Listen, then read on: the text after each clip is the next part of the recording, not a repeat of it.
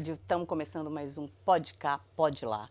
E eu quero convidar você para se inscrever no canal e apertar o sininho para receber todas as novidades. E olha que está vindo novidade boa, viu? Chefe, Olá! hoje o nosso convidado ele é um cidadão do mundo, seja por terra, por ar ou por mar. Ele está sempre presente. E hoje vamos ter aqui conosco, com muito gosto, o Max Fercondini.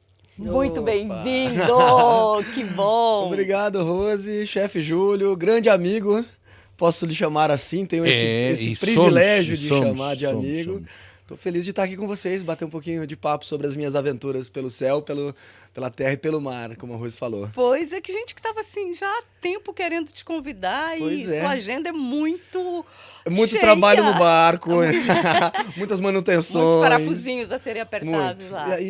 Esse é um lado que as pessoas não veem, né? Morar num barco, como eu faço já há 6 anos, tem o seu glamour, a sua parte, né, o contato com a natureza bastante intenso, mas também dá bastante trabalho. É diferente de uma casa ou de um apartamento, né? Sim, mas tem que ter manutenção, né, Max? Tem. Sempre tem alguma coisinha que tem que ajustar, uma coisinha que quebra, uma pecinha ou outra. Fora a limpeza, né? A gente está em contato, apesar de que eu tô na Marina do Parque das Nações, ali tem a água é salobra, ali não é contato direto com a maresia intensa, como é em Cascais, por exemplo, ou outras marinas, mas tem que dar aquele cuidado no barco externo e interno. Ô, Max, como é que se deu essa mudança de uma vida estruturada, de um galã de novela no Brasil, uma carreira muito bem sucedida? Como é que foi essa transição? Rose, assim, ótima pergunta, porque as pessoas têm curiosidade, né, em saber como é que alguém que tem uma profissão, né, consolidada, trabalha numa grande empresa, resolve se reinventar e seguir por outros caminhos, né? Muita gente, às vezes, deixa um emprego, uma carreira, né, promissora, uma carreira consolidada para seguir pelos seus sonhos. Comigo foi um pouquinho diferente, mas eu acho que foi um chamado muito importante. Eu trabalhava na TV Globo já há 14 anos, né? Desde 1999. Bastante Comecei aos 14 anos de idade e em um determinado momento eles resolveram que iam encerrar o meu contrato como ator. E porque a TV Globo já estava passando pela transformação que, inclusive, continua acontecendo, né, com os streamings, né, com a nova maneira de você fazer televisão, produzir conteúdo audiovisual no Brasil e no mundo. E eles deram um encerramento do meu contrato e eu falei, e agora? O que eu vou fazer na minha vida? E foi muito curioso, porque quando aconteceu essa rescisão de contrato, eu lembro que eu fui para a sala do RH lá na TV Globo e eu achei que eu ia simplesmente assinar uma renovação do meu contrato, que eles iam me oferecer um aumento, quando de repente a diretora de RH vem com a notícia dizendo que eles tinham me chamado lá, porque eles tinham muito carinho por mim, que eu comecei a trabalhar desde cedo na empresa, mas que eles não iam dar continuidade ao meu contrato. Então que eu estava livre para voar. E aí eu saí da sala sem saber o que eu ia fazer, sem... Isso com quantos anos? Isso foi aos 28, justamente em 2014. Eu tinha 28, 2013 para 14. E aí eu sei que eu saí da sala, apertei o elevador para descer e na porta do elevador, quando abre a porta do elevador, quem estava lá dentro? Simplesmente o Zé Roberto Marinho e o Roberto Irineu, que são dois dos 3 filhos do Roberto Marinho. E aí, naquela situação, quando eles me viram, o Roberto Irineu, que eu conhecia por conta do Globo Ecologia, que era o programa que eu trabalhava, né, que eu apresentava na Globo. Apresentei por 5 anos o programa. E o Zé Roberto, o Globo Ecologia estava na administração do Zé Roberto dentro da Fundação Roberto Marinho. Quando ele me viu, ele abriu um sorriso. Olha, Roberto, esse aqui é o Max, é um grande talento que a gente tem na casa. E eu tinha acabado de ser demitido. Então não tinha muito o que falar, não sabia o que falar. E aí a gente foi conversando. Mas você falou? Não, eu fui pego tão desprevenido, Rose, que Você ficou sem ação. eu pensei assim, será que eu conto pra eles em primeira mão? Será que eu me ajoelho aqui, eu peço meu emprego de volta? No final das contas, o elevador chegou no subsolo e um foi para um carrão, o outro para um carro maior ainda, e eu fui pro meu carro, voltei para casa pensando que eu ia me dedicar a algo que eu tivesse como um sonho, como um ideal a realizar. Só que eu ainda tinha eu tinha 2 contratos na Globo, o de apresentador do Globo Ecologia e o contrato que tinha acabado de ser rescindido como ator, né? E aí eles precisavam de mim para mais alguns programas do Globo Ecologia e precisavam assinar um aditivo. E eu falei, olha, eu só vou assinar um aditivo se vocês toparem fazer um projeto meu, que é o projeto da minha expedição aérea.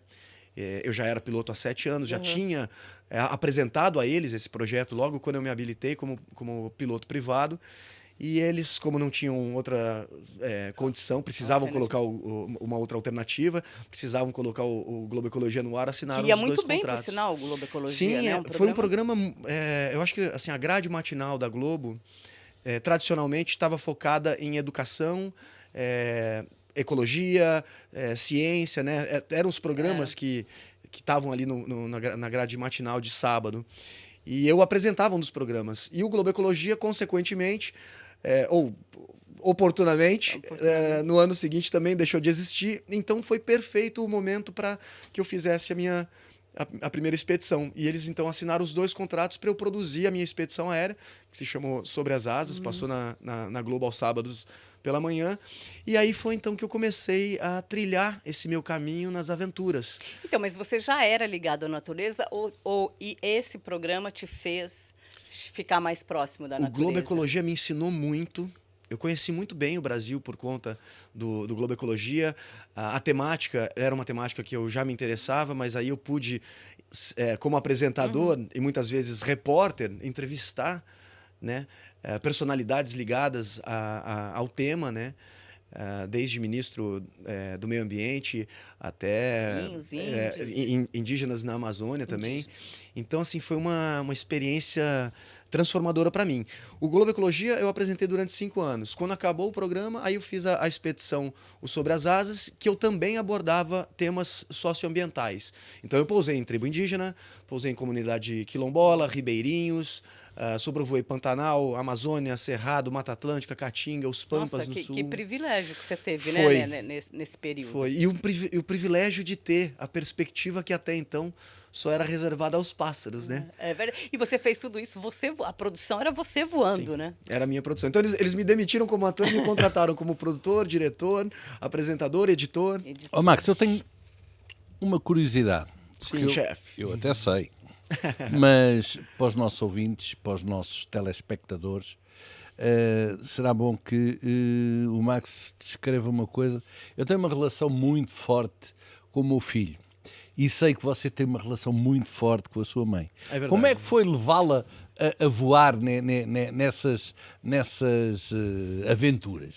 Pois é, chefe, eu vou te falar que assim, poucas pessoas sabem, mas minha mãe é piloto de avião também. Ela é ginecologista e obstetra reformada, como vocês dizem aqui, né? Aposentada, como a gente diz no Brasil. Mas ela sempre teve o sonho de voar. A gente compartilha esse mesmo sonho. Eu me lembro que quando eu comecei na TV Globo em 99, ela começou o curso de piloto privado no aeroporto de Jundiaí, onde a gente morava até então, no interior de São Paulo. Só que como eu tinha 14 anos e tinha acabado de ser chamado para morar no Rio de Janeiro para fazer novelas, ela precisou abdicar do curso dela para poder estar lá no Rio de Janeiro, pelo menos aos finais de semana, comigo, né? Porque eu era uma criança, eu era um adolescente ali, né? Então ela deixou o sonho de lado.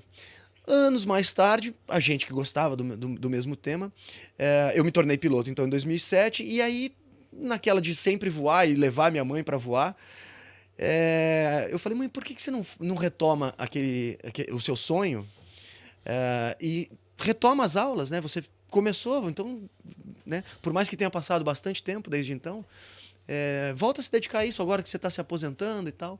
E aí, aos 60 anos de idade, ela fez o curso, tirou a sua habilitação de piloto privado. Nós temos a mesma carteira de habilitação no Brasil. E sempre foi muito especial estar com ela, especialmente em voo, porque ela sempre me incentivou a realizar os meus sonhos. Imagina, eu nasci em São Paulo, capital, mas a gente morava no interior. Então, para uma família do interior, ter o seu filho primogênito, né, o filho mais velho, com uma oportunidade ímpar para trabalhar na maior emissora de televisão do país, mas fazendo uma grande mudança cultural essa também, né? A gente tem uma diferença muito grande entre o paulista, o paulistano e o carioca, o fluminense, né? Então, ela me incentivou, ela me apoiou nisso, de não me tolir, né? De não querer me proteger demasiadamente.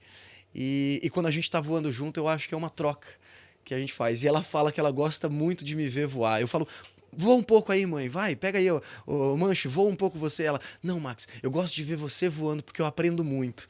E aí eu fico, tipo, Não, assim, imagina. ó, emocionado de saber que eu proporciono isso a ela, que me proporcionou essa tanto. relação que eu acho que é muito parecida com aquela que eu tenho com o meu filho Henrique. Sim. Entretanto, você vem para Portugal e há quanto tempo é que você vive no barco?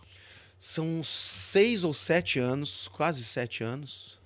Não, é 6 anos e meio vivendo no barco e 6 anos vivendo em Portugal. Eu comprei meu barco em Barcelona, trouxe ele sozinho para cá, vim velejando sozinho e passei pelo Estreito de Gibraltar, toda a costa, né, da Espanha, no sul, de Andalucia, o Estreito de Gibraltar. Me encantei com o Algarve, até porque eu estava chegando já numa época que o clima estava mais quente. Eu cheguei em abril de 2018 no Algarve. Foi a primeira vez que eu velejei sem camisa, sentindo, né, a natureza e o calor já Mas você da comprou, primavera. você veio de Barcelona, passou por Gibraltar e foi para o Algarve. E fui pro Algarve e depois aí fiquei ainda algumas semanas ali no Algarve, naquela enseada baleeira ali em Sagres, esperando o tempo melhorar. Venta ali, né? muito, eu tava esperando a condição Nossa. ideal para eu subir, cruzar a ponta de Sagres, né, o fim do mundo. E aí subi, cheguei em Lisboa, cheguei de noite, tava depois de 17 ou 18 horas navegando continuamente. Tava para entrar no Rio Tejo, aí eu olhei e falei assim, putz, eu vou ter que entrar aqui. Eu olhei na carta náutica, né? Falei, eu sei que tem aqui uma parte que não dá para passar, eu acho que eu vou parar em Oeiras. Aí chamei no rádio, não tinha ninguém em Oeiras, era tarde da noite, devia ser umas 10 horas da noite. Cheguei, entrei com o barco, por sorte, né? A correnteza no Tejo estava muito forte, que é impressionante, me surpreendeu aqui. Mas quando eu entrei na marina, estava bem calmo. E como não tinha ninguém para me ajudar, desci do barco, amarrei o barco. No dia seguinte, uma coisa muito curiosa, que eu só vi isso acontecer na Marina de Oeiras. O pessoal foi muito simpático. Quando eu acordei, eu fui do lado de fora do barco e tinha um pão, né? Num saco de pão. Que eu não sei se era só de boas-vindas ou se isso é costume deles deixarem, mas foi algo muito simpático. E um bilhete para eu passar na recepção da Marina para eu fazer, para dar entrada e pagar pela noite que eu estava passando ali. Depois disso que eu segui para a Marina do Parque das Nações, onde eu também sou muito bem recebido, onde eu já criei uma comunidade de amigos vizinhos que moram em barcos e também do pessoal que trabalha lá, que nem o Loureiro, que eu gosto muito, o Faísca, o João Paulo, né, que são os marinheiros lá que me dão suporte na Marina. Ô, Max, e por que Portugal? Porque você tem passaporte italiano, você tem cidadania italiana. Sim. E o Brasil, a gente tem uma costa muito grande no Brasil. É verdade. Né? Então, e sim, a Itália também é um país lindíssimo onde você, né, é cidadão e que eu conheço italiano. bem também. E por que Portugal? Portugal entrou nos planos porque eu queria navegar no Rio Tejo. Eu queria estar nessa mesma atmosfera de onde saíram os grandes navegadores, saíram também, né, dali de Sagres, mas de onde eu acho que foi criada a cultura, né, do explorador marítimo, né, com os personagens icônicos, né, do Infante Dom Henrique e todos os outros que, de certa maneira, nasceram aqui nesse berço, né, tiveram desse berço para o mundo. E Portugal me encantava já pelas histórias de ser um império marítimo, né? Sim. Primeiro império global. E a forma como os portugueses também colonizaram, apesar de algumas questões que eram inerentes da época, né? Questão a chegada, né, do homem branco, o homem europeu nas colônias e tudo mais, mas o português ele foi um dos poucos conquistadores que se misturou com a gente que encontrou e criou laços. diferentemente dos espanhóis, até onde eu sei, até onde eu li, né? Dos espanhóis, dos ingleses, dos holandeses. Então, assim, eu tenho muito carinho pela cultura portuguesa, a gente tem uma proximidade muito grande. Eu sou muito bem recebido aqui em todos os lugares que eu vou.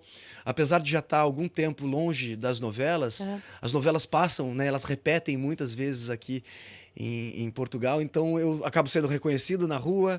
E você gosta disso? Eu gosto muito. Gosta? Gosto muito, Rose, porque é um legado do meu trabalho, é um carinho que as pessoas têm por mim e é um reconhecimento que me traz uma memória saudável e saudosa, Saudosa. do tempo que eu fui ator. E, apesar de não ter vontade de voltar a atuar tão cedo. Eu tô ia te vivendo... perguntar isso agora, se você não sente saudade das Eu tô novelas. vivendo, Rose, o meu melhor personagem, o melhor personagem que eu poderia viver e que eu acho que todo mundo deveria buscar, que é aquele personagem, o seu ídolo, né? É aquilo que você projeta ser. É difícil a gente atingir esse lugar porque a gente tem que abrir mão de algumas coisas, né? Muitas vezes a gente é desincentivado a seguir o nosso sonho profissional, a fazer algo, né? Uma mudança grande na nossa vida por Porque conta é muito de radical família. o que você fez, né? Exato. E eu acho que a gente tem que ter esse protagonismo e a gente tem que mergulhar dentro da gente para descobrir qual é o nosso verdadeiro propósito. Eu, logo nas minhas primeiras navegações com a Ailyn é o nome do meu veleiro, eu escrevi no meu diário de bordo, navegando ali na costa da Espanha ainda, eu olhei aquele mar, né, do Mediterrâneo, com aquela cor azul turquesa, tão intensa, e eu lia muito sobre as cruzadas marítimas, né, entre os reinos cristãos e o Império Otomano. Então eu imaginei assim, né, quantas vidas passaram por esse mar que agora eu estou navegando e agora tô eu aqui sozinho. E aí eu escrevi no meu diário de bordo, eu coloquei assim: a vida pode ser resumida a uma gota no oceano, mas só quem conhece a profundidade do mar sabe que a resposta não está na superfície. Uau. Então é esse mergulho que a gente Muito tem que bom. fazer para dentro da gente. E você está mergulhando muito nisso, né? Sim, Porque sim. você passou 21 dias no mar, foi isso direto? Das travessias do Atlântico que eu fiz, foram 21 dias na primeira travessia, 19 dias na segunda e 21 dias na terceira. Ou seja, já foram 3 travessias Mas do Atlântico. essa que você fez 21 dias direto, no meio do caminho... Essa foi a primeira, não foi? Foi a primeira. Tá. No meio do caminho não deu medo, não deu... O que eu tô fazendo aqui? Olha, eu tava com tripulação. Aham. Nessa primeira eu não estava sozinho, nós éramos 3 pessoas.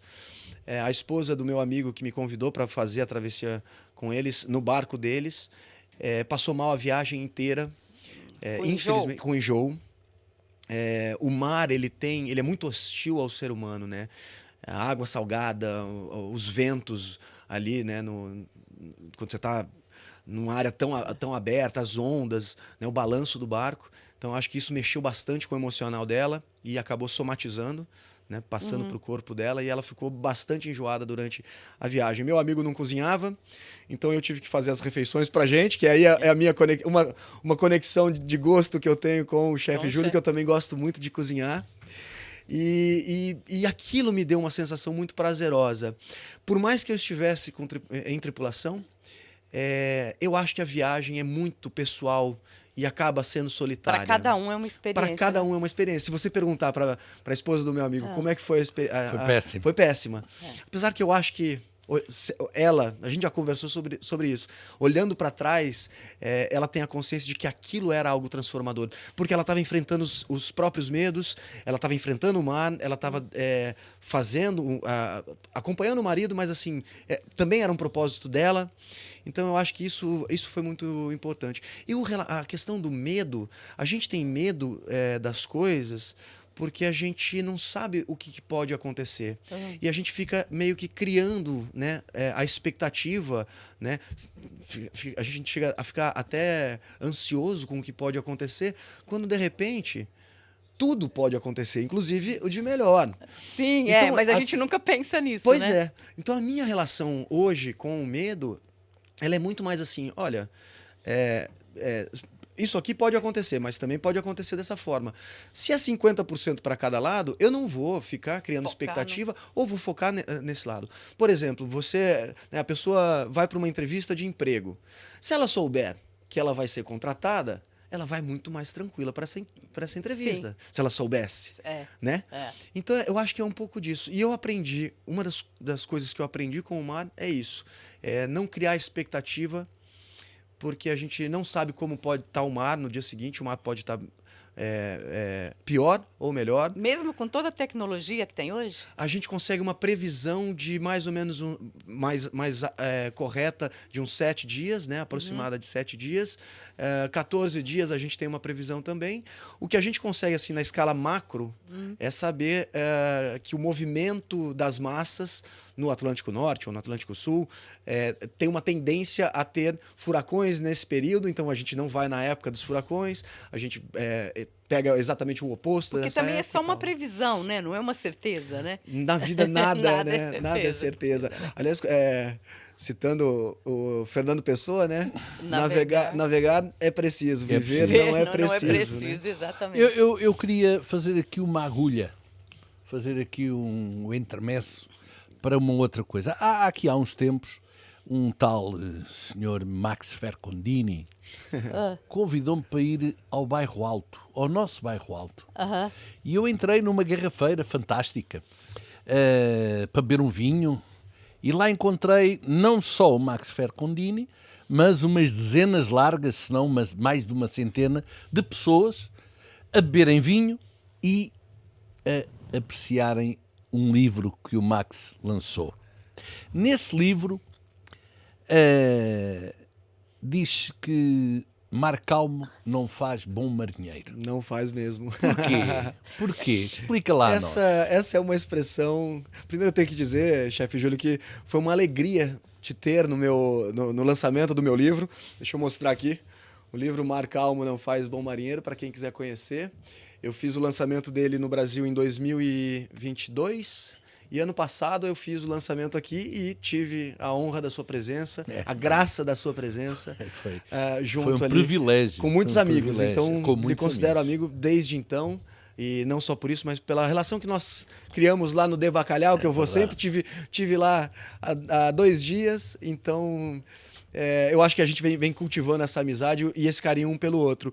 Mas mar calmo não faz bom marinheiro é uma expressão que a gente utiliza no nosso cotidiano, justamente quando a gente está passando por momentos onde a gente tem que buscar força para encarar os desafios, né?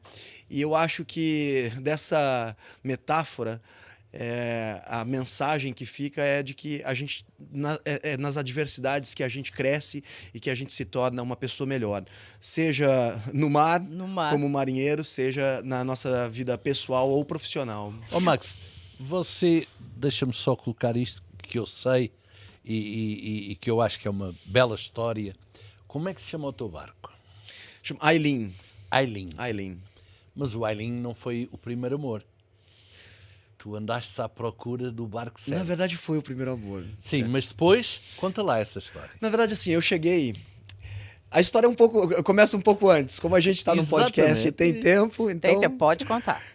Eu, quando eu decidi que eu ia para o barco, eu passei pela minha separação, pela minha demissão, e logo aí comecei as minhas expedições, fiz a expedição voando pelo Brasil, onde eu peguei o meu avião e percorri todos os biomas do Brasil, né, com o foco em sustentabilidade. Depois eu de autocaravana rodei a América do Sul, foram 21 mil quilômetros, passei por Uruguai, Argentina, Chile, Peru, Equador e Colômbia. Fiz coisas incríveis nessa expedição, como o fato de ter escalado um dos vulcões mais ativos na América do Sul, que é o vulcão Vila Rica, na cidade de Pucón. Caminhei sobre geleiras, sobre o deserto do Atacama, ajudei a escavar o fóssil de um dinossauro na Patagônia Argentina. Não sei se perceberam que o Max está-vos a dar uma ideia para fazerem uma viagem. Exato. Na verdade, o América do Sul sobre Rodas, que foi a expedição de autocaravana, se transformou no meu primeiro livro. Mar Calmo Não Faz Bom Marinheiro é o segundo livro. O primeiro eu conto, é o relato da viagem de autocaravana pela América do Sul. Infelizmente, esse livro já está esgotado. Mas eu vou ver se no futuro vou reeditar eu isso reedito aí, né? ele e faço um lançamento aqui em Portugal também. Depois, enfim, nessas duas expedições, né? Depois de ter feito o céu, a terra, eu falei, eu vou fazer expedição pelo mar. E a minha ex-mulher me acompanhou nas duas primeiras expedições. Então, parece que os ventos voltariam a rondar, como a gente diz, né? Mudar de direção. E aí foi o meu relacionamento de 9 anos e meio com ela que chegou ao fim.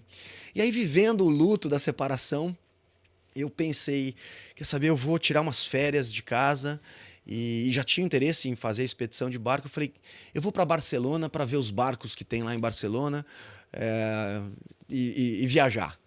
Eu nunca tinha ido para a Espanha, falava espanhol por conta da viagem que eu fiz na América do Sul, então já podia me comunicar muito bem. E cheguei, só que antes de embarcar para Barcelona, eu fui na terapia e aí perguntei para minha terapeuta, o nome dela é Vitória, um ótimo nome para uma terapeuta também. Já tá a dica. Não é? E aí perguntei assim, falei, Vitória, a senhora acha que eu devo tentar encontrar uma nova companheira, uma nova parceira para fazer essa terceira expedição, agora de barco, agora pelo mar, comigo? Aí ela olhou bem séria nos meus olhos e falou, não, Max, você tem que ter um amor em cada porto. Uau, que Só que psicóloga. eu falei assim, ô doutora, a senhora pode colocar por escrito, porque senão as pessoas não vão entender, ou vai ser difícil para eu explicar. E, na verdade, a conotação de um amor em cada porto que ela quis dizer era uma descoberta nova que eu fizesse por cada local que eu passasse. E muito mais do que encontrar alguém, eu me reencontrar enquanto indivíduo, enquanto homem, pessoa, amigo. Então, os encontros que eu tive de amizade, alguns encontros amorosos, fugazes, como diz lá na Espanha, né? Me ajudaram a eu me entender mais nessa nova fase solteiro, depois de tanto tempo casado. Então, eu cheguei na Espanha e aí estava procurando um barco para mim e tive um amor à primeira vista, que foi a Ailín, o veleiro que hoje eu vivo há 6 anos, que foi uma surpresa, porque quando eu cheguei e quando eu fui apresentado a Ailín, eu fiquei naquela dúvida. Eu falei, poxa, eu gostei bastante desse barco. Eu tinha pouquíssima experiência também quando eu comecei as navegações aqui na Europa. Tinha as carteiras, tinha as habilitações, mas experiência de mar mesmo eu fui adquirir ao longo das minhas travessias e das minhas navegações. E eu sei que, olhando aquele barco, no primeiro dia que eu tinha chegado em Barcelona, eu falei, eu preciso ver outros barcos. Então eu fui de porto em porto, batendo de porto em porto, atrás de uma embarcação para essa minha nova expedição. Quando eu cheguei em Cádiz, já no final da viagem, aí eu tive que tomar uma decisão. Estava, acho que já há 6 ou 7 dias nessa viagem. Muito triste, muito sentido, né? Ainda porque era recente a separação, então me lembrava muito. Eu tava dirigindo uma autocaravana, então eu percorri toda a costa da Espanha nessa autocaravana, o que me lembrava a viagem que você fez com ela. O projeto anterior com a minha ex-mulher. Mas quando eu cheguei em Cádiz, eu peguei o telefone e liguei para o Carlos, que foi o corretor que me apresentou a Ailín em Barcelona, e falei, Carlos, olha, eu tô chegando no final da minha viagem. Dos barcos que eu vi até agora, eu vi mais de 40 embarcações, a Ailín foi o que mais me chamou a atenção. Estou muito inclinado a comprar esse barco, mas gostaria de ter a experiência, fazer um test drive para ver se eu sou capaz de conduzir esse barco sozinho. E aí o Carlos disse que eu tinha que dar um sinal pro proprietário, para fazer, que era a condição para poder sair com o barco, senão eu não poderia. Mas ele disse ainda que ia tentar com o proprietário, porque eu falei que eu não tinha levado nenhum sinal, então que ele ia tentar com o proprietário. E aí eu decidi que no dia seguinte eu ia dirigir de Cádiz a Barcelona direto. Foram acho que 12 horas ou até um pouco mais de viagem naquele dia. Eu até olhei para o céu, assim, para cima, e falei, poxa Deus, bem que você podia me dar um sinal, né? Não um sinal financeiro, mas um sinal de se era aquilo que eu precisava, que eu deveria fazer na minha vida. E aí sentei atrás, né? Cheguei de noite, tarde da noite, voltei à marina, na cidadezinha de Masnou, que está colada a Barcelona. E aí ali eu tive a reflexão de se era aquilo que eu deveria fazer. E um pai com uma criança se aproximou e parou do meu lado. Isso tarde da noite e numa marina tão grande, né? Eu sentado ali observando ela. Aí eu perguntei, né? Por acaso esse barco é de vocês? Uhum. Aí o pai dessa criança falou assim, não, mas esse aqui é o barco que eu mais gosto na marina. Foi o sinal. Aí eu... Exatamente, Rose. Aí foi Foi o aí que sinal. eu falei, tá aí o sinal. Tá aí o sinal, Tá aí o pronto. sinal que eu precisava. Eu olhei pra cima de novo e falei, obrigado, Deus. Obrigada. Ô, Max, e você tocou num ponto aí de dinheiro. Além da venda do livro, das palestras que eu sei que você faz por aí, como é que você faz para monetizar essa vida de marinheiro? Na verdade, assim, eu não monetizo a vida de marinheiro, né? Eu tenho um custo de vida muito baixo hoje em dia. E isso se dá porque eu saio muito menos para jantar fora do que quando eu tinha um contrato com a TV, né? Tinha um salário por mês. Então, assim, eu cuido muito mais, eu faço muito mais as minhas alimentações no barco, eu levo uma vida muito mais simples, uma vida muito mais voltada à experiência, né? Em ter experiência e não ter bens. Né? No barco mesmo a gente tem um espaço limitado, não é um espaço onde você consegue acumular coisas. Então o que eu faço hoje em dia nesse sentido é levar uma vida econômica, né? E ecológica, acaba sendo ecológica também. Muito ecológica. Mas a minha fonte de renda hoje, ela vem dos meus investimentos. Né? Eu trabalhei durante 20 anos na TV Globo como ator e apresentador, né? E produtor. Então, assim, eu fiz um bom pé de meia, como a gente diz no Brasil. Uma boa reserva. Uma boa reserva econômica que me dá a renda desses investimentos. Eu tenho meu apartamento alugado no Rio de Janeiro, que também é uma fonte de renda. E tenho me dedicado muito às palestras. Desde o ano passado eu comecei a ser chamado para fazer as palestras onde eu conto, né, a superação dos desafios que eu tive nos meus projetos, que eu precisei ter nos meus projetos. Trago as metáforas, as analogias do universo náutico, assim como o mar calmo não faz bom marinheiro, né, para o âmbito pessoal, profissional, corporativo, e isso tem sido muito bem aceito lá no Brasil. Espero fazer palestras aqui também, quem sabe. Com certeza. Eu acho que você tem muito para dizer. Eu não tenho dúvidas nenhumas que este pode cá, pode abrir também essa vertente. Você hoje em dia sente falta das novelas? Sinto falta... Do glamour, até porque ele acabou de falar, né? Que ele tinha uma vida mais glamurosa, né? Assim, eu sinto falta das amizades, mais das amizades dos bastidores, os câmeras, o pessoal da direção, contra-regragem, maquiadores, figurinistas, essa turma que eu vejo pouco. Os meus colegas atores, por coincidência, acabam vindo, né? Muito para Portugal, então eu já recebi diversos amigos da televisão, então deles assim eu consigo matar a saudade, né? A Cissa Guimarães teve aqui comigo, navegou comigo, o Thiago Rodrigues, que é ator, também fez novelas aqui, teve um tempo aqui, Murilo Rosa, Valcir Carrasco, autor de novelas, também teve aqui, navegou comigo. Então, esses amigos, eles acabam vindo para cá e aí eu mato a saudade através desses encontros. O Nelson Freitas também teve com você? Nelson Freitas foi maravilhoso no meu barco. Ele declamou um texto. Ele é divertidíssimo. Ele é divertidíssimo. Ele fez uma paeja, Rose, para 14 pessoas. Uau. Nós éramos 4 no barco. No barco. Uau. Assim, eu tenho espaço no barco. O barco ali é um veleiro de 44 pés, ou seja, são 13 metros de comprimento. E eu tenho 3 cabines, 2 casas de banho, como diz aqui. Né? Você tem 2 casas de banho, isso é o máximo para Portugal. O meu é um T3 com 2 casas de banho. Mas você tem que ver o tamanho da piscina.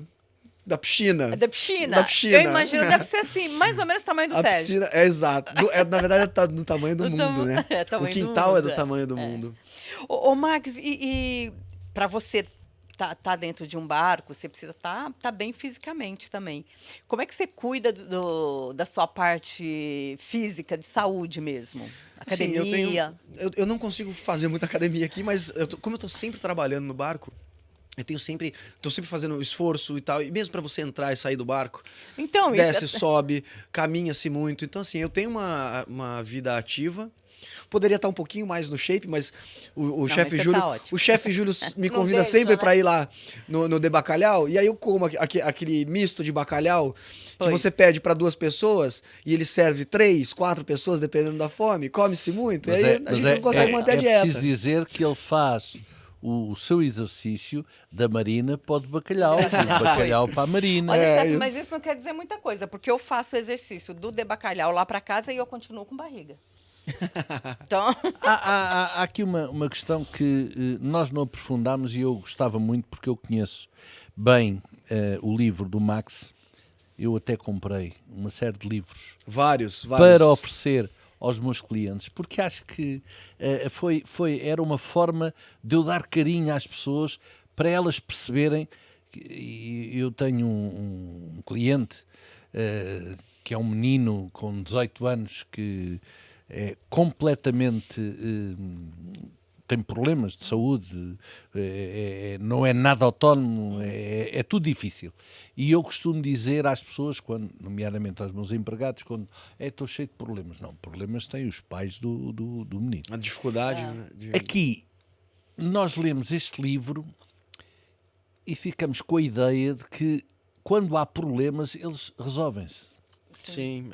eu ainda não li, mas essa são é a mensagem. eu tô curiosíssima. uma série de mensagens, e eu até imaginei, nós que já aqui falámos em Deus, eu até imaginei que numa noite de luar o Max, olhando para o céu, deve fazer umas conversas. Sim, sim. Não é? Conversa-se muito. O céu ele interage com a gente de diversas maneiras, né, na navegação. Pelas estrelas, né, pela lua, pelas nuvens que passam, trazem bons ventos, maus ventos, ventos mais desafiadores, digamos assim. As estrelas cadentes. Eu costumo, na travessia do Atlântico, nas 3 travessias, geralmente no período de dezembro, a Terra passa, acho que por um cinturão de meteoros, alguma coisa assim, que é costume nessa época, né? Ali entre 10 e 15 de dezembro, ter chuva de meteoros. Então eu já tive, nas minhas travessias, eu já vi mais de 300 estrelas cadentes. E aí eu costumo dizer, eu até coloquei isso no livro, porque no livro eu conto eu coloquei um capítulo bônus com o diário de bordo da primeira travessia do Atlântico. O livro tem histórias fantásticas. Tem, obrigado. E ainda este não está esgotado. Não, este está. continua, Antes de contar a história da Estrela Cadente, quem tiver interesse aqui em Portugal no meu livro, tem que me mandar uma mensagem pelo Facebook ou pelo Instagram. Vou mostrar de novo aqui o livro, ó, Mar Calmo Não Faz Bom Marinheiro. E me manda uma mensagem que aí eu explico como é que faz para comprar aqui.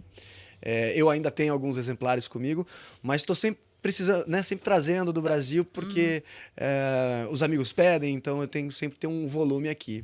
Mas aí eu escrevi sobre essa questão da estrela cadente, porque a gente tem o costume de fazer um pedido quando vê uma estrela cadente, né? Sim. E eu, naquele momento, vivendo, né, acho que o auge da experiência marítima, que é uma travessia, sozinho à noite no cockpit, o casal estava dormindo na sua cama, na cama deles, na cabine deles, e aí eu olhei aquilo e falei assim, eu não tenho que pedir mais nada. Eu tenho tudo que eu preciso, tudo que eu desejo. E aí, toda vez que eu vejo uma estrela cadente, eu só agradeço. Olha. E foi assim que foi pelo menos 300 vezes nessa travessia, quando caiu uma estrela cadente. Ô, Max, no início da conversa, você falou que a sua mãe voa com você, Sim. né? E ela já navegou com você também? Navegou. Curioso, Rose, que assim, quando eu comprei o barco em Barcelona, eu voltei ao Brasil, porque eu precisava... eu não tinha o sinal financeiro, e aí eu liguei para minha gerente e falei... Você teve um sinal divino. Tive um sinal divino, mas aí eu ia chegar na mesa de negociação com o proprietário e falar assim, olha, Deus falou, Deus tocou o meu coração, espero que ele toque o seu. Não, eu precisei... eu liguei para a gerente do meu banco, pedi para ela um valor emergencial em viagem, ela conseguiu fazer a transferência, então eu pude pagar 10% do barco na assinatura do contrato. Mas precisei voltar para assinar o documento desse recurso emergencial e organizar as minhas finanças para poder concluir o pagamento do barco. Isso foi no final de 2017. Quando foi ainda em 2017, outubro ou novembro, a minha mãe veio para a Europa comigo, saiu do Brasil e foi a Barcelona comigo para ela me acompanhar, né, conhecer a Aileen. E acabou que eu ia ficar só 10 dias, porque eu também precisava fechar meu apartamento. Foi tudo muito corrido, né, nesse período e cheio de sentimentos e emoções, né, acontecendo ao mesmo tempo. Eu sei que eu estava programado para ficar 10 dias com ela no barco, na cidadezinha de Masnou, ao lado de Barcelona. E aí, no final das contas, a minha mãe olhou para mim e falou: Max, eu vim para a Europa, não é sempre que a gente vem para cá. Poxa, ficar só 10 dias? Eu vou ficar mais 20 aqui. E ela ficou mais 20 dias, ou seja, ela ficou 30 dias no barco, 10 desses comigo, mas 20 dias sozinha no barco,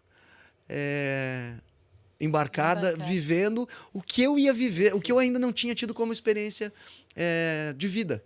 Não, e o curioso de tudo isso é que você parece ser uma coisa solitária, mas você está muito ligado com a família mesmo distante, Sim, né? sim. A gente tem sorte de, hoje em dia, ter a facilidade da internet. Eu falo com a minha mãe quase que todo dia, ou pelo menos no máximo a cada 3 dias. Você tem No mínimo a cada 3 dias. sobrinhos também, né? Eu tenho 2 sobrinhas, filhas do meu irmão Jean, com a esposa dele, Andressa. Os dois vivem há 8 anos nos Estados Unidos, lá em Orlando, na Flórida. Minha mãe hoje está morando nos Estados Unidos. Tem 1 ano e pouco que ela está morando lá. Então, assim, no Brasil mesmo, da minha família, meu pai já faleceu. Então, da minha família é minha mãe e meu irmão e minhas sobrinhas, minha cunhada. Então, a gente sabe, o contato é esse que eu tenho familiar. E aí eu falo assim, com vídeo com a minha mãe, como se ela tivesse junto presente, comigo, né?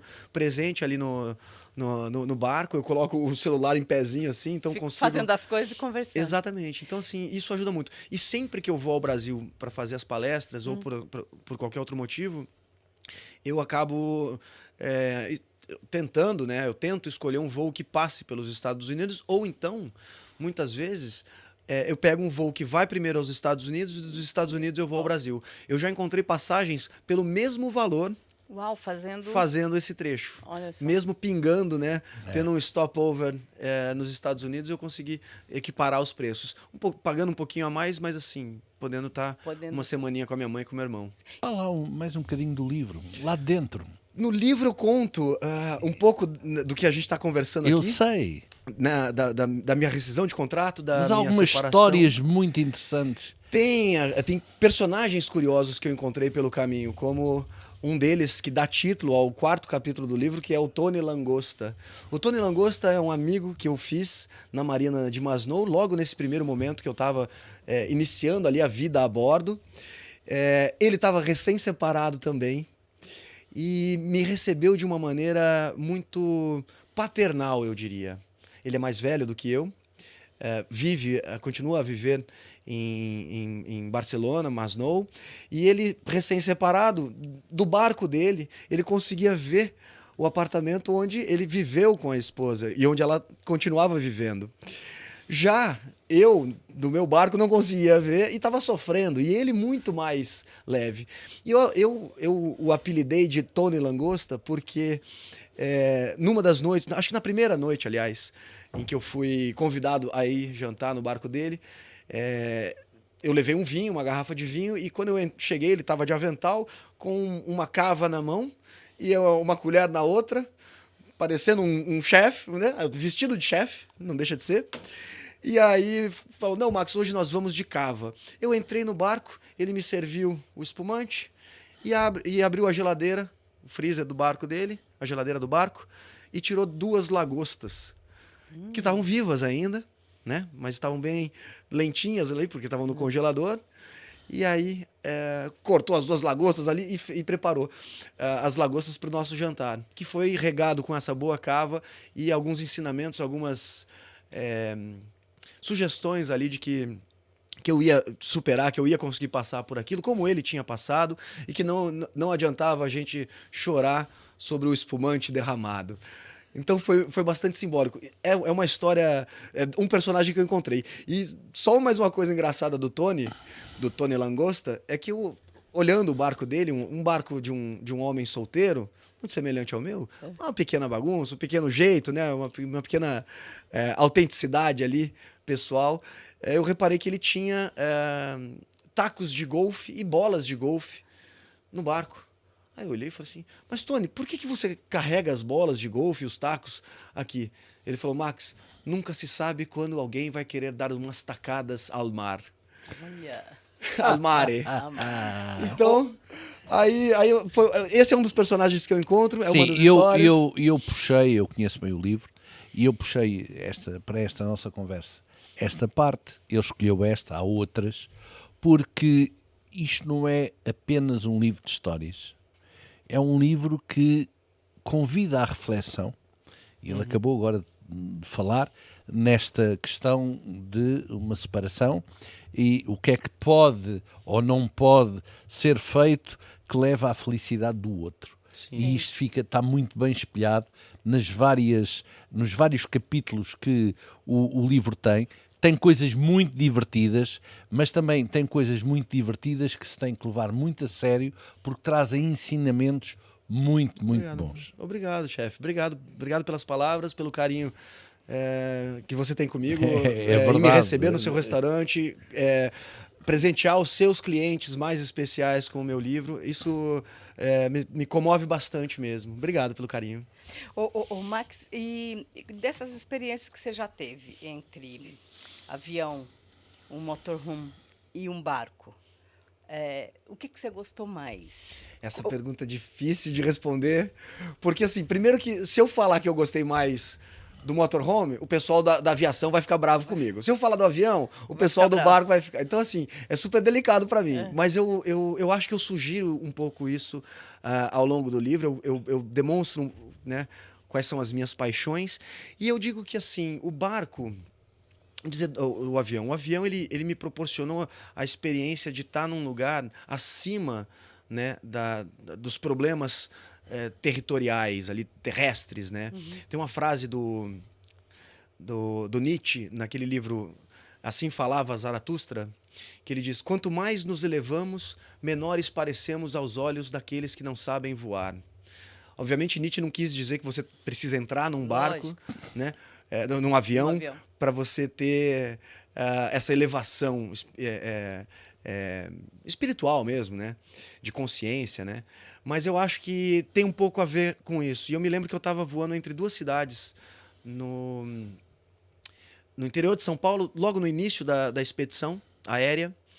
E aí eu passei por uma cidade, aí eu olhei a cidade à minha direita, assim, né? Eu conseguia ver exatamente a delimitação urbana e geográfica das duas cidades. E aí eu olhei para a direita e pensei, essa cidade aqui ela tem uma igreja, tem uma delegacia de polícia, tem um corpo de bombeiros, né? Tem um fórum, tem empresas que estão demitindo seus funcionários. Aí eu olhei para outra cidade e pensei, essa cidade aqui também tem uma igreja, uma delegacia de polícia, um fórum, empresas prósperas que, né, estejam indo bem, ou outras que estão reduzindo os custos. Daquela perspectiva que eu estava, eu percebi que os problemas abaixo de mim eram pequenos. E aí eu resolvi, 5 minutos depois de voo, eu já nem via mais aquela cidade. E aí eu resolvi que assim, sempre que eu tivesse em terra, que eu ia encarar os problemas terrestres, né, mundanos ou cotidianos, com essa perspectiva que até então era privilégio dos pássaros, né, por estarem voando, e com essa leveza, né, que assim, entendendo que o mundo ele é muito maior, as nossas possibilidades elas são muito maiores do que só aquela que está no nosso alcance de visão quando a gente está no solo. E agora no mar? Deixa eu te perguntar. A gente olha assim para aquele barco que está ali e fala, nossa, que vida boa. E como é que você vê a cidade do mar? Esses dias eu até postei um vídeo sobre isso. Foi engraçado, porque eu estava voltando para o barco e aí eu olhei ali no Parque das Nações, aqueles apartamentos, aqueles imóveis que estão aqui, ali na Marina do Parque das Nações, eles chegam a custar 2,5 milhões, 3 milhões de euros. Com esse valor, você compra pelo menos uns 15 barcos. Dependendo do ano do barco. Tem barcos que são... barcos que você pode viver a partir de 30, 40 mil euros. Você consegue já comprar um barco. Então imagina, com 3 milhões de euros, quantos barcos desses não seriam possíveis de comprar. Mas a questão é, quem está ali naquele apartamento deve acordar de manhã e olhar para o barco e falar, poxa, bem que hoje eu podia sair para velejar, né? E a gente que está ali do barco, a gente olha aqueles apartamentos e a gente fala assim, eu não queria estar naquele lugar. Então mesmo? essa é a diferença. Eu tenho certeza que eu falo por uma grande maioria de pessoas que vive a bordo, talvez seja a mesma opinião dos meus vizinhos ali na Marina, todo mundo que vive na Marina, a gente tem uma comunidade grande, são pelo menos 20 ou 25 barcos habitados, tem um hotelzinho flutuante ali, onde as pessoas podem pagar para se hospedar, aliás, são 2 hotéis que tem ali, e eu acho que eles compartilham do mesmo sonho, do mesmo ideal de vida que eu, e talvez dessa mesma opinião. É claro que o conforto de você ter um apartamento, de você ter um espaço maior, com certeza esses apartamentos eles devem ter pelo menos 220, 250, 270 metros quadrados. No barco a gente tem um espaço aproximado, estimado aí de 40, 45 metros quadrados. E 2 casas de banho. Exato. E 2 casas de Tem banho, 2 claro. casas de banho. Então eu acho... Mas seguindo a linha para responder a sua pergunta, né, eu falei do ar, o que a aviação me deu como experiência e reflexão. No mar, o que eu tenho também de reflexão.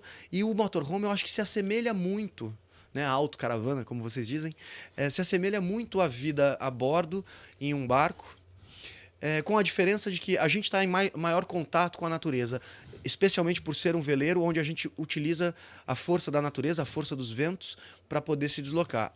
A autocaravana você vai usar combustível fóssil, a menos que o carro seja elétrico e você abasteça com uma fonte renovável de eletricidade, né, as baterias, mas por outro lado também você tem a possibilidade de acessar lugares que o barco não acessa. Então, você quer ir para a Serra da Estrela, não tem como ir de barco. Então tem um pouquinho disso. Eu acho assim, para deixar a entender assim o que eu mais gosto, eu diria assim, só quem voa entende porque os pássaros cantam, que é um dos capítulos do meu livro e que diz um pouquinho da minha essência. Eu acho que eu sou um aviador por essência, mas amo a minha vida a bordo. Tanto que eu não tenho planos de voltar a morar em terra firme tão cedo. Max, estava aqui a ouvir e estava-me a lembrar do custo das casas. Sim. Aliás, um problema que Portugal está passando agora. Acho que é o mundo, né?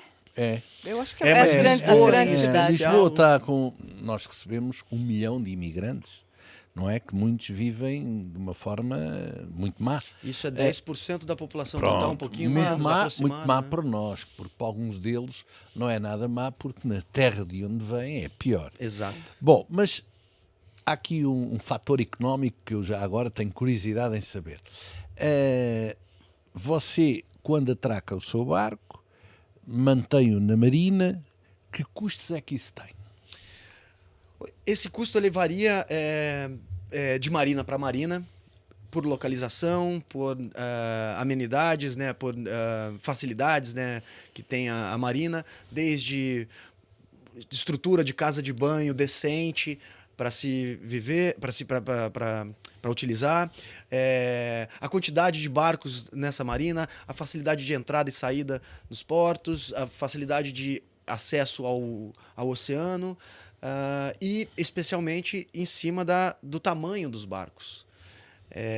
Depende você paga por pés, né, o que a gente fala, por pés ou por metros, mas a gente sempre se refere a pés. Então, assim, mais ou menos uma ideia de quanto seria, eu acho que, em geral, é entre 10 e 15 euros por pé. Quanto? 10 a 15 euros. Se forem 10 euros por pé, um barco de 50 pés são 500 euros. Mas isso, é um pouquinho mais. Mas isso o quê? Mensal? Mensal. E aí existem marinas que te permitem fazer a mensalidade.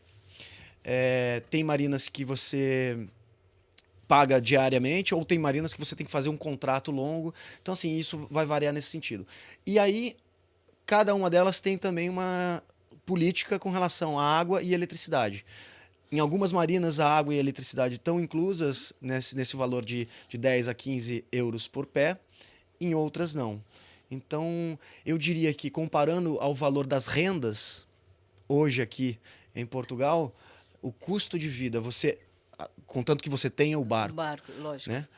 o custo de vida na Marina ele acaba sendo mais baixo do que você viver ou alugar um apartamento, né? Uma vivenda, uma morada aqui. Por outro lado, o custo de aquisição de um barco ele pode variar, como eu disse, de 40 mil euros a 2 milhões, 3 milhões, 7 milhões, aí vai depender da embarcação. Mas, em média, os barcos eles custam entre 150 e 200 mil euros.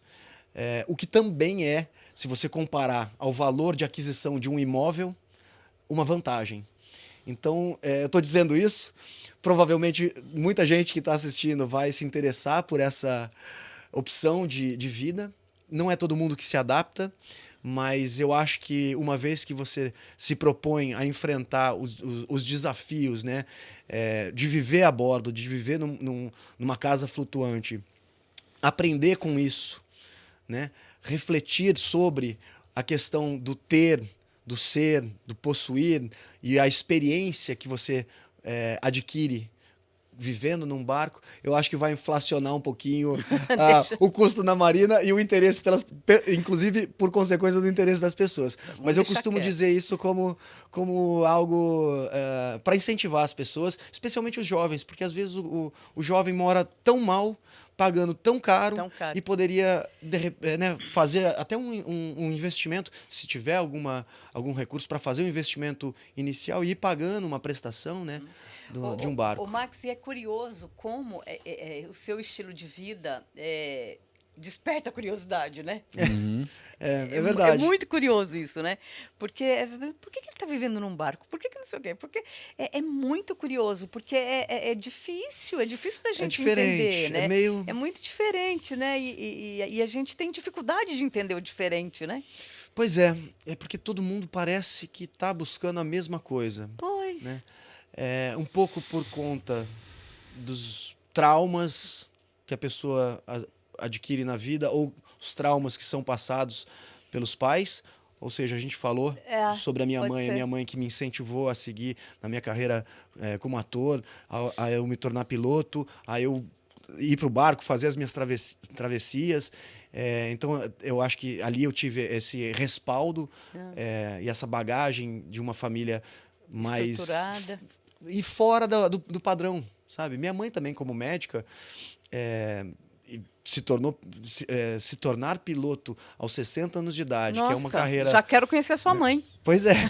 E é uma área muito masculina, né? Sim. Ainda, né? Que as mulheres estejam ganhando espaço cada vez mais e eu acho super legal. A minha instrutor, meu primeiro instrutor de voo era uma instrutora. Então, quem me ensinou a voar, pelo menos quem me tirou do chão pela primeira vez foi uma mulher. E eu admiro demais, eu acho isso que elegante, há 15, ousado. 20 anos atrás? Isso foi em 2007. Então, 3 mais... 17 anos. 17 anos, já tem tempo. E ela voa, a Vice, ela voa, acho que ela tá voando na linha aérea comercial lá no Brasil. Tenho muitos amigos da aviação ainda. E você se sente bem seguro ali, eu te sinto seguro, assim, e te conhecendo pessoalmente, falando com você é bem seguro com o estilo de vida que você escolheu, né? Eu sou seguro nas minhas capacidades, nas coisas que eu conquistei, mas eu acho que ainda mais a minha confiança está na capacidade que eu tenho de me reinventar, de enfrentar os problemas. A gente costuma dizer, né, que o pássaro ele não confia no galho que ele pousa. A sua confiança está nas suas asas. E aí, por ser piloto de avião, eu me considero um pássaro também nesse sentido. Tenho ainda uma pergunta para fazer ao Max, que tem um pouco a ver também comigo. Este livro dele... Deixa eu mostrar aqui para vocês esse livro, que eu ainda não li, mas eu tô louca para ler. Mar Calmo não faz bom marinheiro. Há em Portugal frases idiomáticas. E uma delas é: se vais ao mar, a via tem terra. A via tem terra. Ou seja, quando vais para o mar tens que ir preparado. Nomeadamente... Prepare-se em terra, né? Exato, leva alimentos, etc. Como o Max sabe, e nós temos conversado sobre isso, com um amigo comum, o nosso presidente da Caixa de Crédito Agrícola Mútua, que um dia destes há de vir aqui ter connosco, O Manel. o Manel, Você conhece? Conheço. um dia destes, Manuel, estamos te esperando aqui, hein? um dia destes vamos fazer um livro com receitas culinárias, porque se nós vamos para o mar, temos que nos aviar em terra. Sim, são as Mas- provisões. A mas- gente já tem falado sobre Pois isso. é, isso que eu ia falar. O senhor já me disse que tem É um projeto. Ainda... é um projeto de buscar um bacalhau na Noruega, não é Na isso? Islândia, Ah. na Islândia. Estamos com essa ideia, já conversamos sobre isso. Claro que a vontade mútua de fazer esse projeto, ela existe. E acho que seria muito interessante. Eu tenho um fascínio muito grande pela gastronomia, gosto muito da gastronomia portuguesa. E o gosto pela cozinha, por cozinhar, eu adquiri quando eu participei do Superchef, que era um programa que passava na TV Globo, e eu ganhei esse programa do Superchef, o que me deixou ainda mais próximo, Da né, cozinha. da cozinha. Mas eu sei que tem um projeto aí. Um Por projeto, Um projeto que, de pescar um bacalhau na que Noruega. nos Como poderá é que é levar à isso? Islândia. Estamos a tentar que alguém se chegue à frente, como se costuma dizer, mas eu acho que o nosso amigo da Caixa de Crédito Agrícola Mútuo está incentivado em fazer, de facto, um livro culinário do chefe Júlio com o carimbo, com a marca essencial do Max E a minha Vercondini. participação Uau! seria muito bacana. Estamos quase no fim. Estamos no fim e eu queria, assim, te agradecer imensamente. Imagina, Muito eu que obrigada. agradeço. Eu que agradeço. Muito obrigada Agradeço, por ter Rosi. vindo aqui. Tô Eu muito não feliz. só agradeço, como desafio. Ah, você quer fazer o Me desafio? desafia? Claro. Qual o desafio? Nós vamos acabar, como sempre acabamos, o podcast Pode Lá, Ok. com um pequeno trecho da nossa canção do De Bacalhau. Podemos. Posso então falar uma coisa simbólica que Tu para mim aqui teve podes tudo. muito sentido. Quando eu cheguei em Portugal, eu vi um barco da Marinha Portuguesa, eu tirei uma foto e postei. E marquei a Marinha, o Instagram da Marinha Portuguesa. E aí eles me responderam e falaram uma frase que é emblemática, que é a frase, como a gente diz na aviação, né? Quando você deseja céus de brigadeiro, é que você quer que tenha aquele céu bonito e tudo mais. Ou a gente diz em português, lá no Brasil, bons ventos, que também é dito aqui, mas aqui eles me responderam aquela fotografia com saudações navais, desejamos mar, chão e ventos de feição. Ou seja, mar liso e ventos aprazíveis. Então, acho que para encerrar, eu deixo também essa expressão portuguesa E é uma dos expressão navegadores. com muita força, obrigada. o mar-chão faz todo sentido, porque quando as alteradas já nós temos todos os dias, portanto o mar-chão a gente está. Eu faço uma aberturazinha para o Max decorar e depois cantamos em conjunto. Tá bem, Tá bem? vamos lá. Então vamos lá. Sabe que o bacalhau muitas vezes é feito apenas, simplesmente com o bacalhau e depois água e sal e o pão. Sim. É fácil fazer, dá pouco trabalho. É água a ferver, coentros e alho. Coentros e alho e água a ferver. Dá pouco trabalho e é fácil fazer.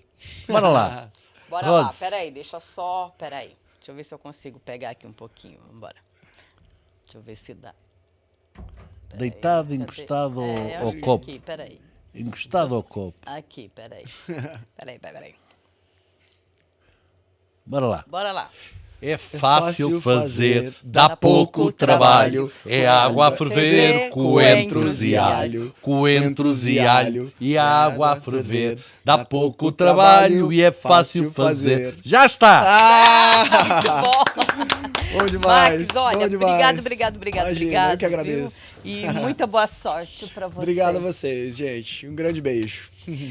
Olha, um beijo grande. Gente, todo mundo vai lá no canal, se inscreve, dá um like, curte a gente, ajuda a gente a crescer, porque, olha, eu prometi que só vai vir gente boa aqui. E hoje eu cumpri, hein? Hoje nós trouxemos Max Vercondini. Não é, chefe? Nós só temos trazido gente Só gente boa, né? É verdade. Então é isso aí. Se inscrevam lá. Tchau.